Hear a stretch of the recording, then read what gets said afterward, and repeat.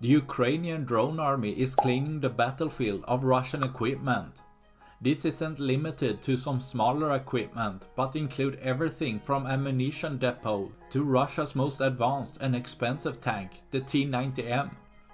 As Russia's T-90M tank has seen heavy losses, and a substantial part has been lost, these losses can't continue as all tanks will be lost then. As the Ukrainian drone army knows how to strike Russian tanks to take them out, most effectively in the top back section of the tank. But as Russia has used desperate moves to defend against Ukrainian threats like the cope cage, they've never used these on their most modern tank, as the more advanced technology and armor should compensate for the perceived function of the cope cage. But now the news within the Russian army that even the T-90M is seeing heavy losses.